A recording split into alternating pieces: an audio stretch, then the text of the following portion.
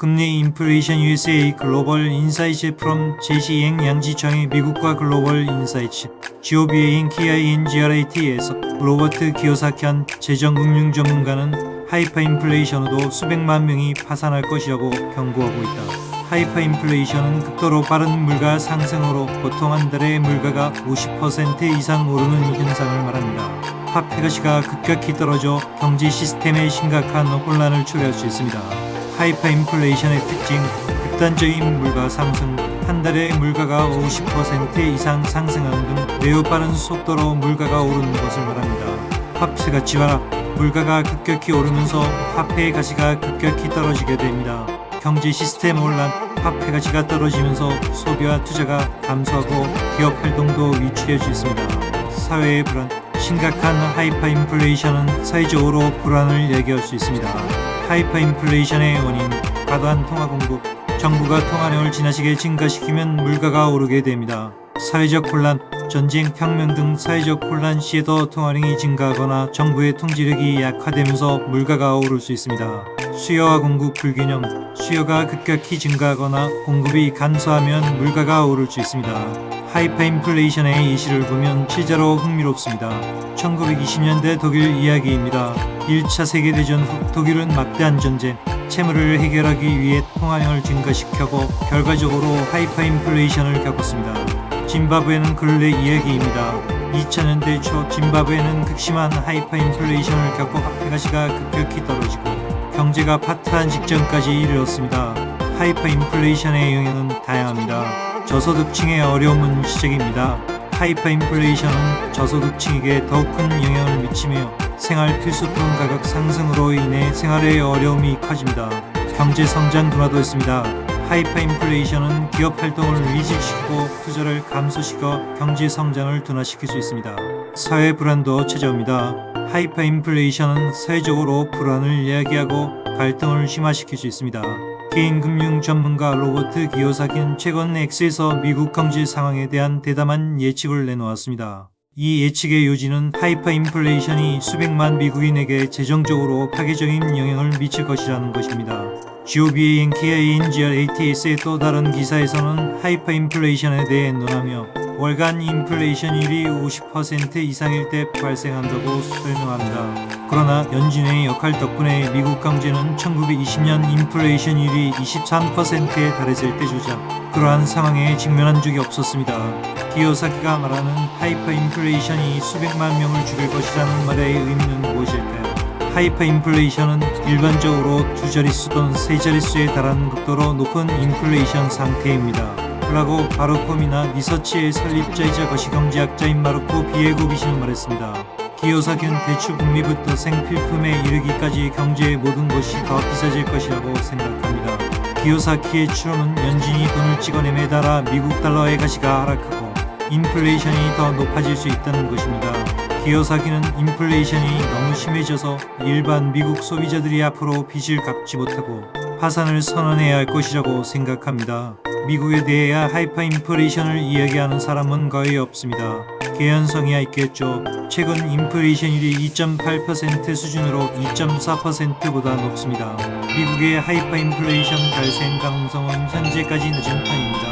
현재 미국의 인플레이션율은 2025년 3월 2.4%로 두 달 연속 완화되었으며 과거 13년 동안 최고치를 기록했던 4월 CPI 상승률 전년동월 대비 4.2%를 기록했지만 하이퍼인플레이션이라고 볼 수 있는 수준은 아닙니다.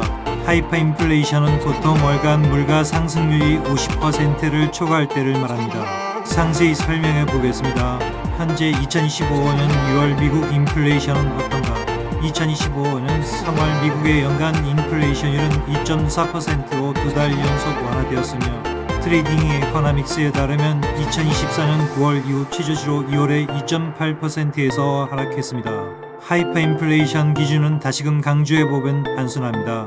일반적으로 월간 물가 상승률이 50%를 초과할 때를 하이퍼인플레이션이라고 부릅니다. 과거 미국 사례는 아주 오래되었습니다. 1779년 11월 미국 데르크 K가 발행한 데르크 화폐 간탄엔털 커런시의 월간 인플레이션율이 47%에 달하여 하이퍼인플레이션 기준 50%에 근접한 사례가 있습니다.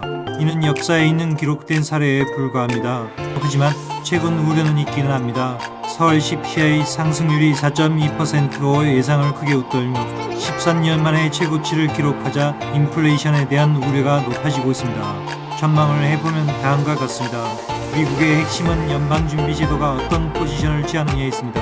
미국의 연방준비제도 FED가 디스인플레이션에 대한 확신이 약화되면서 금리 인하가 지연될 가능성이 제기되고 있습니다. 결론 듣고로 미국에서 하이퍼인플레이션이 발생할 가능성은 현재까지 낮습니다. 하지만 인플레이션율이 지속적으로 상승하거나 경제 상황이 약화될 경우 하이퍼인플레이션이 발생할 가능성은 높아질 수 있습니다. 한국의 시사점은 어떠한가 늘 항상 상반된 견해를 이야기하는 사람들이 있습니다. 재무금융계를 대변하는 사람들이 늘 있습니다. 심지어 우리가 금리가 떨어지면 제조원가가 떨어지고 업체의 경쟁력이 생겨있는 주가 상승에 양의 영향 긍정적인 영향을 준다는 것이 일반론입니다. 장기간의 실증 분석으로 입증이 되고 있습니다. 이 내용에도 다른 이야기하는 분도 있습니다. 거의 가능성은 낮지만 미국의 하이퍼인플레이션 발생 시 한국은 달러 표시 자산 비중을 늘리고 해치 전략을 강화하는 등의 조치를 취할 수 있습니다. 또한 한국은행은 금리 인상에 신중하게 대응하면서 시장 신뢰를 유지해야 합니다. 추가적으로 글로벌 교역 환경의 불확실성에 대비하고 국제금융시장의 변동성에 대비해야 합니다. 상세 설명을 하자면 우선 몇 가지로 요약합니다. 달러 자산 비중 확대 및 해치가 필요합니다. 달러 강세 지속 시 달러 표시 자산 비중을 늘리고 달러 표시 이외의 통화, 자산 투자 재치 비율을 높여 환율 변동 위험을 관리해야 합니다. 한국은행의 신중한 금리 정책이 필요합니다. 한국은행은 미국의 금리 인상 추세에 따라 신중하게 대응하면서 시장의 신뢰를 잃지 않도록 해야 합니다. 글로벌 교역 환경 및 금융시장 변동성을 고려해야 합니다. 글로벌 교역 환경 악화와 국제금융시장의 변동성에 대비하여 경제 정책을 조정해야 합니다. 인플레이션 기대 심리 관리가 역시 중요합니다. 인플레이션 기대 심리가 확산되지 않도록 한국은행의 정책 신뢰성을 유지해야 합니다. 한국 경제의 구조적 변화가 필요한 것은 기본적입니다. 한국 경제의 구조적 변화를 통해 외부 충격에 대한 내성을 강화해야 합니다. 추가적으로 고려해야 할 사항도 있습니다. 지속적인 금리 인상에 따른 부작용이 있다는 것을 명심해야 합니다. 지속적인 금리 인상은 경기 침체로 이어질 수 있으므로 한국은행은 금리 인상폭을 조정하고 경기 둔화 가능성에 대비해야 합니다. 기업의 자금 조달 비용 증가합니다. 고금리 환경은 기업의 자금 조달 비용을 증가시켜 투자 감소로 이어질 수 있으므로 정부는 기업 지원 정책을 마련해야 합니다. 저소득층의 어려움을 생각해야 합니다. 인플레이션은 저소득층의 생활 부담을 더욱 가중시킬 수 있으므로 정부는 관련 지원 정책을 마련해야 합니다.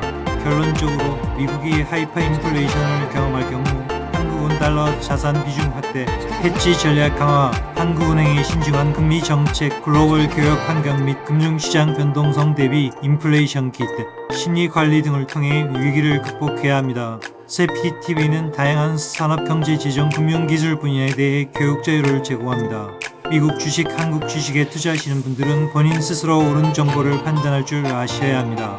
금리 이자율을 올리려는 세력은 늘 존재합니다. 구독, 좋아요 감사합니다. 세명교수 양지창입니다. 후속으로 미국 주식 중 테슬라가 17% 급격히 하락한 경우에 대해 시뮬레이션을 이야기해 보겠습니다. 세피TV입니다. 테슬라가 화제의 주식입니다. 많은 분들이 투자하고 있지만 위험 부담이 있다고 평가되기도 합니다. 늘 희망금을 주면서 우상향해 왔습니다. 미국 대통령 트럼프와 테슬라 CEO 일론 머스크가 서로 의기투합하면 매우 잘 지내다가 불화설이 생기면서 이러한 이유가 크게 작용해 급락하는 상황을 맞이했습니다. 이런 예견하고 일부 한 50%를 매각하고 떨어져 있는 가격에 다시 매입하는 상황을 분석해 보겠습니다. 230달러의 직평균 매입 단가입니다. 1000주를 보유하고 있는 경우입니다. 현재 가격이 340달러라고 가정합니다. 이 주식이 떨어지고 있어서 500주를 310달러에 매도했습니다. 그리고 260달러까지 떨어지지만 280달러에 매입했다고 생각하는 경우입니다. 그리고 다시 340달러까지 상승했습니다. 판돈을 가지고 다시 1053주를 사게 됩니다. 물론 수수료를 무시한 경우입니다. 크지는 않기 때문입니다. 평가액은 34만 달러에서 35만 8,200달러 정도가 됩니다. 주식수는 늘었지만 평단가는 높아졌습니다. 230달러에서 288달러로 높아졌습니다. 이 결과는 평단가가 높아져서 위험에 노출될 가능성이 생깁니다. 극단적인 상황은 주가가 다시 급하게 하락시 손해보고 손절해야 할 경우도 생깁니다. 하지만 주식수는 증가했습니다. 참고하시기 바랍니다. 다시 복습해보면 하락 국면에서 팔고 다시 사는 경우 성공하면 좋지만, 즉 우상향 종목 주식수는 증가할 수 있습니다. 하지만 평균 주식 매입 단가가 상승합니다. 세피디TV입니다. 여러분들 중 이해가 안 되시는 분 계실까요? 즉 테슬라가 화제의 주식입니다. 많은 분들이 투자하고 있지만 위험 부담도 공존합니다. 테슬라는 늘 우상해하며 희망을 주었으나 변수에 따라 급락하는 일도 있었습니다. 예를 들어 주가가 340달러에서 17% 하락할 경우를 시뮬레이션해 보겠습니다. 천지를 보유 중이며 평균 매입 단가는 230달러입니다. 주가 하락 시 500주를 310달러에 매도하고 260달러까지 떨어지지만 280달러에 다시 매입했다고 가정합니다. 이후 주가가 다시 340달러로 상승하면 주식수는 1053주로 늘어나 평가액은 약 35만 8,200달러가 됩니다. 하지만 평균 매입 단가는 230달러에서 288달러로 높아지고 이는 향후 위험 요인이 될 수 있습니다. 하락장에서 매도 후 재매수 전략은 주식수 증가를 기대할 수 있지만 평단 상승에 다른 리스크를 동반할 수 있음을 참고하시기 바랍니다. 감사합니다.